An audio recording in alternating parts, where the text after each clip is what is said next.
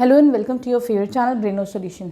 देखो बेटा, question number 3 में कह रहे हैं क्या ये पॉसिबल है कि तुम्हारे पास एक पैरेललोग्राम हो जिसमें angle B plus angle D, मतलब ये दोनों ऑपोजिट एंगल्स का सम 180 डिग्रीज हो। ठीक है, देखो हमें ये पता है कि पैरेललोग्राम की एक प्रॉपर्टी होती है कि एंगल बी जो ऑपोजिट एंगल्स होते हैं वो इक्वल होते हैं, तो हम कह सकते हैं angle B equal to angle D. ठीक है, चलो इसके हिसाब से मैं कह सकती हूँ that angle D plus angle B, मैंने एंगल बी को भी एंगल डी ही ले लिया, this is equal to 180 degrees. तो यहाँ पे twice of angle D is equal to 180 degrees. ठीक है, तो यहाँ से तुम्हारे पास एंगल डी कितना आ गया 180 डिवाइड बाय 2 मतलब 90 डिग्रीज आ गया। ठीक है, अब देखो हमको पता है क्योंकि ऑपोजिट एंगल से इक्वल होते तो ये एंगल बी भी तुम्हारा 90 डिग्री हो गया।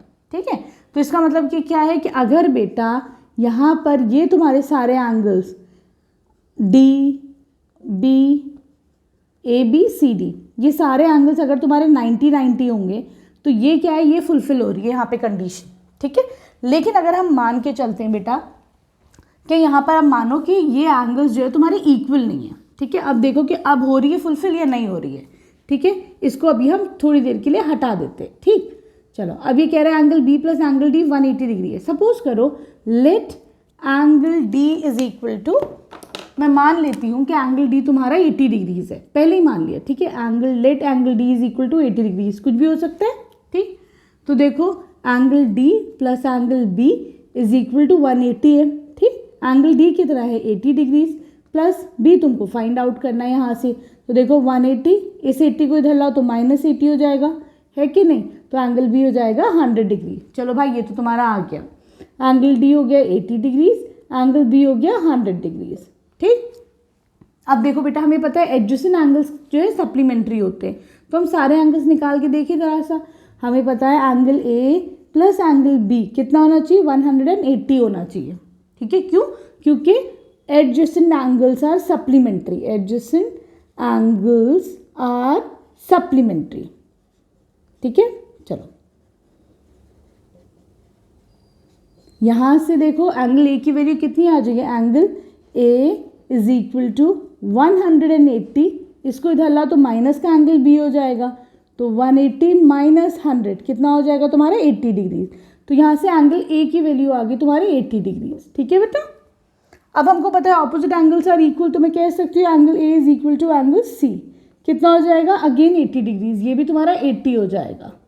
ठीक, लेकिन देखो बेटा अब अगर मैं ये चीज़ अप्लाई करती हूँ तो देखो एडजेसेंट एंगल्स का सम 180 होना चाहिए, तो angle D plus angle C का सम कितना होना चाहिए 180 डिग्रीज होना चाहिए। लेकिन यहाँ पे देखो कितना है 80 है, दूसरा भी 80 है, तो ये सम कितना आ रहा है 160 आ रहा है, ये 160 आ रहा है, तो ये तो 180 के इक्वल नहीं है। इसका मतलब यहाँ पर ये चीज़ फुलफिल नहीं कर रही है। आगे तुम्हारे समझ में, तो मैं कह सकती हूँ कि हाँ ये पॉसिबल है किसी एक सिनेरियो में जब ये एंगल्स तुम्हारे 90 डिग्री होंगे, है ना, लेकिन ये हमेशा पॉसिबल नहीं है ये वाला केस। आ गया समझ में, तो देखो हम यहाँ पर क्या लिख देंगे कि yes this could be possible, हो सकता है ऐसा हो जाए, yes it can be possible. ठीक है, बट नॉट ऑलवेज, लेकिन ये हमेशा नहीं होगा। ठीक है, yes it can be possible but not always. ठीक, आ जाओ इसके सेकेंड पार्ट पे तुम। अब देखो बेटा सेकेंड पार्ट में ये कह रहे हैं तुम्हारे पास एक क्वाड्रिलेटरल है जिसमें ए बी और A B equal to C D है, वो 8 सेंटीमीटर है। ठीक है, ए डी जो है that is 4 centimetre, B C 4.4 centimetre है।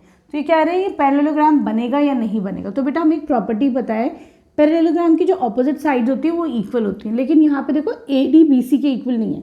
तुम ये कह सकते हो कि A D is not equal to B C, है कि नहीं, इसका मतलब hence this is not possible, ये ऐसा नहीं हो सकता। ठीक है, it can not be possible कि ये वाली तुम्हारे पास कंडीशन है। ठीक है, it can not be possible कि आप यहाँ पे एक पैरेललोग्राम बना ले।